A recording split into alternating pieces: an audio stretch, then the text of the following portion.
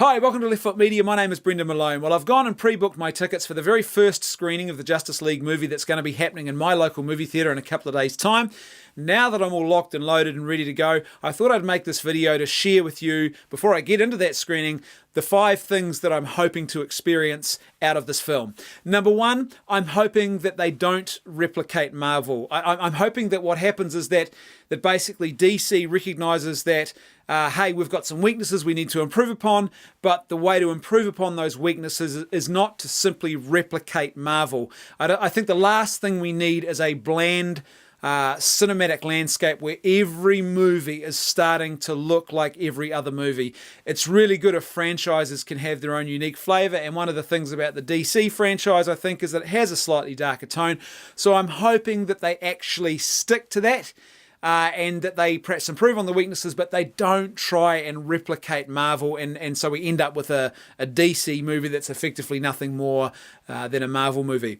Secondly, I hope that there is not a lot of ideological preaching in this film. I like to go and see films to escape from all of the political fighting and infighting and tribalism that goes on in our world, and there's plenty of political tribalism in our world today.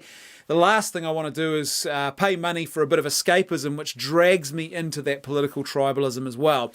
It's different if you go and see a film that has a political focus, or perhaps is a documentary and it's focused on some serious point of activism.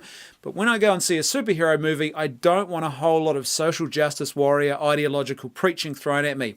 I really enjoyed the Wonder Woman movie, but there was one little scene in that which frustrated me, the scene on the boat where they start going on about women not needing men, and it just made me cringe. I was just like, come on, this is absurd. I get it. You want to show your feminist credentials, but this is not authentic feminism. This is effectively just this absurd sort of self-interested and nonsensical ideology which says that males and females don't need each other. Of course we need each other. We're different. We bring different and complementary gifts to the world, and that means we need each other. Our strengths help each other's weaknesses. Our weaknesses, we need each other. The strengths that we bring to the table to help each other and make this world a better place. So it was just frustrating to be subjected to this kind of absurd preaching, and I really don't want to see a lot of that in this film. I'm just hoping that they stick to really, really good storytelling instead of trying to preach and jam a whole lot of ideas down our throats.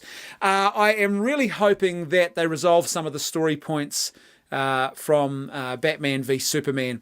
One of the issues with that film was that they introduced some story points that I'm hoping that by the end of this film will sort of make a lot more sense and they'll be resolved. And so that basically we don't have to, I think if we have to wait any longer for them to resolve some of those story points, then it really is going to look a bit awkward that they decided to put them into that Batman v Superman film so early. So I'm hoping they resolve some of those. And closely related to that, I'm hoping that they improve on some of the storytelling weaknesses with Batman v Superman. I really love that film. I think the best version of the film was the Ultimate Edition. The theatrical edition wasn't as strong. And I'm hoping that perhaps any of those things that need to be improved upon will be improved upon in this particular film. One of the other hopes I have for this film is that they handle this ensemble cast of superhero characters a lot better than what Marvel did with Captain America Civil War. One of the big weaknesses for me in Captain America Civil War was it just felt like they didn't really make this ensemble cast work together well. At times it just felt like maybe there was too many characters, pointless subplots. It just didn't work so well. Another thing I'm really hoping for out of this film is that we have a memorable villain. Again, this is not something that Marvel was particularly strong on.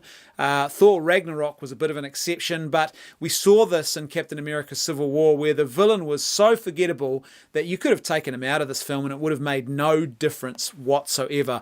I'm hoping that DC sticks to their tradition of having good, solid, memorable villains, and that in this film they really have a good, solid, memorable villain. I think that really helps to drive the plot well, and it gives our heroes something to actually work together and focus on. And again, it helps when you've got an ensemble cast. I think if there's a threat, an opposition that is strong enough to be meaningful, to actually give the story some guts and to drive it along.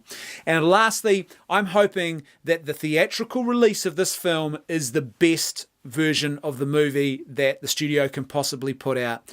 This is the one thing that worries me a little bit. We've seen this previously with Batman v Superman, where the studios got involved and they butchered the film. They took approximately half an hour out of the movie, and the version of the film that they released in their theatrical release was definitely an inferior product to what the original vision of the director was. So what Zack Snyder actually originally created was massacred, and what we ended up with was lacking so many essential components that are in the extended version, the director's cut, the ultimate edition, whatever you want to call it, that it's just a far inferior film. So if they're going to release a theatrical release of this movie, I hope that they've actually put together the best version of the film, and we don't discover in, say, 6 months' time, when it comes time to releasing the Blu-ray, that in actual fact there's a far better version of the film that they didn't release because the studios got too involved and hacked it all to bits. So there you go, there's my list of expectations for the things I'm hoping to get out of this new Justice League movie. I guess most of all, though, I'm hoping to have a good couple of hours of enjoyable cinematic escapist fun by going along to this film, especially as someone who's a bit of a DC fan from way back.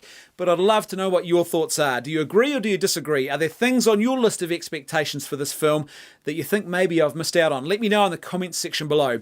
Thanks for watching. I'll see you next time on Left Foot Media.